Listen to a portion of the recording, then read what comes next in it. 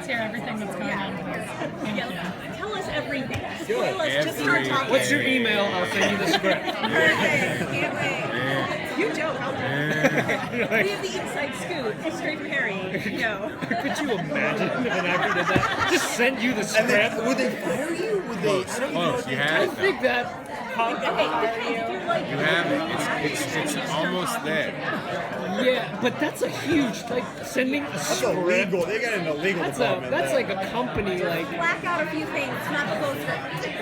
Your name's on it. Your name's on it. You're like, On you're just an every idiot page, at the end of the day. Okay, so I'll kick it off with a Yes. question about Magnus's childhood. Yes.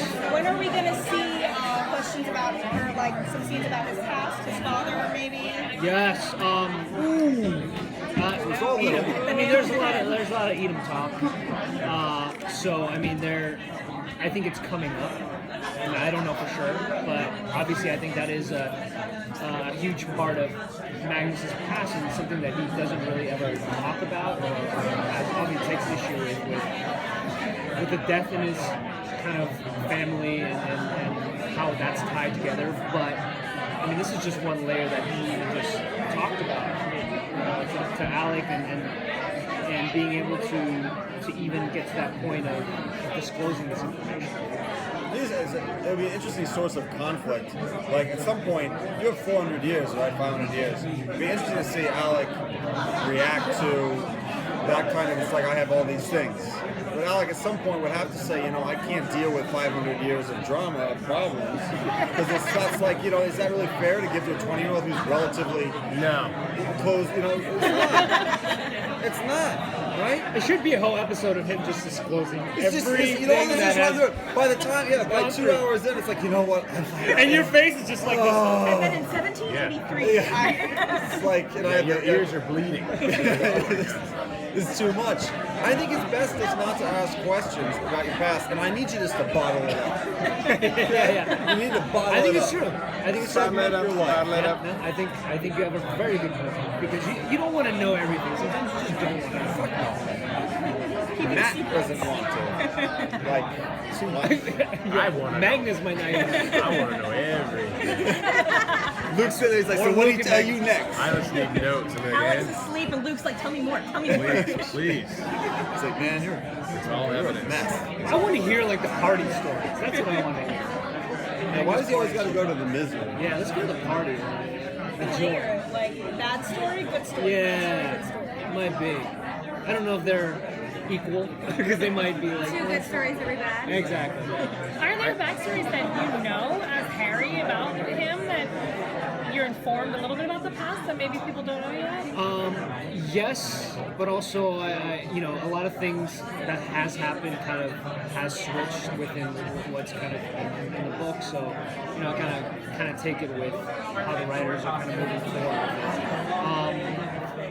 But there's just so much to play with, and like, you know, you mentioned about his father, but also like these, you know, he lived in so many different countries and been with so many people. Like even bringing that up, with the number amount that he's been with, I think that alone is a show in itself. Like, Yeah. you know, it's like a soap opera for him. I feel like 17,000 episodes. I feel like Luke would ask you, and I'm speaking for Luke right now. I feel like Luke would ask you, who is the most interesting person you met each decade?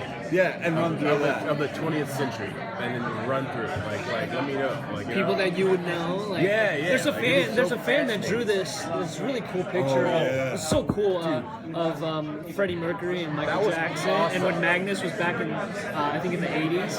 That was and it was so just a pic. cool. They're sharing, like they're drinking coffee together, and I think that's a cool part of seeing like, wait, who's Magnus like been in contact with, or like he's just kind of hiding and you know, in the shadows, and like kind of been that guy that's in every picture that you see in the background, right? Yeah, it's badass. Yeah. So I know the Malik relationship is really huge with the fan, but portraying a gay queer couple on TV, have you got a reaction from queer fans who say thank you, who are just really excited to see that representation on screen? Yes, and I'll say this again and again. It's a tremendous honor to have that response, because you could do something that you're trying to do right, and we feel a tremendous sense of responsibility, and there could be no response. And it could be doing nothing. It means you're doing it wrong, or something's not working, or maybe people aren't ready for it, or people don't want what you're doing. And in this case, because of that encouragement, we feel this responsibility is that honor, because it's turned into that honor. And so we really appreciate when people let us know, and also let us know if we do something wrong. But at the same time, understand that there are limits to what's working. Also, something that I think that's what's incredible is hearing this feedback. Is people deal, with certain in certain situations, and they're bringing some authenticity of like, well, no, I've been through this, and then some other people are saying, well, I have gone through this. So it's this kind of conflict that happens that I think is actually a positive thing, because you hear from different sides and perspectives that can at least shape certain stories. So I have a question actually, because I've had it explained 2 different ways, and I'm completely confused. I'd love to know.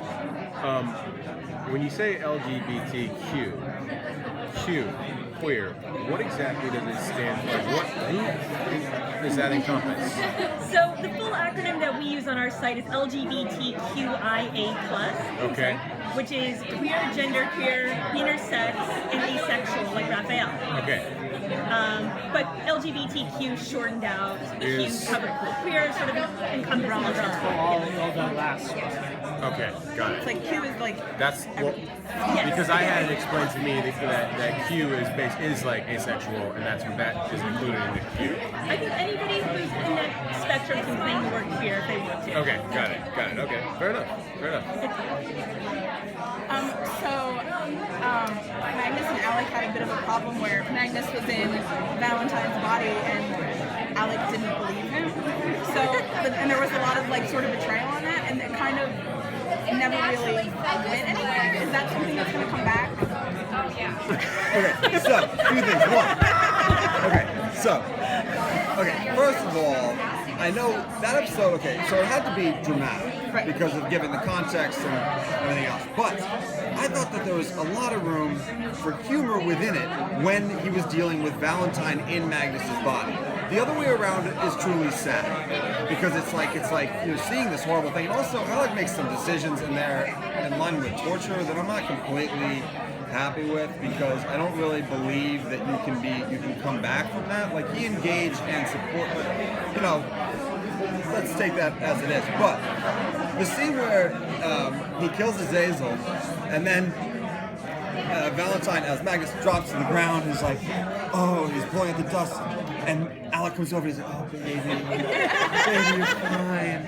And the temptation there was really to go to oh, baby, and him be like, what? What's happening? I thought that would be very amusing, because it's funny when Valentine suffers. I think that is the beauty of when seeing Valentine discovering all this stuff, but having to cover himself up. I have to play along with this thing. Okay. Yeah, it was very amusing. So I think that, I don't know. But I think with the whole Alec thing, I think it's just with Valentine, you just gotta trust that he'll go to great lengths to deceive people, So even to that point, it's how could Alec really know? Even though he's feeding this information that only Magnus will know, Valentine is, very privy to obviously not when he doesn't know that there's a relationship happening, but you can't underestimate them. So I think that was justified in the sense of Alec having to make those decisions with Valentine.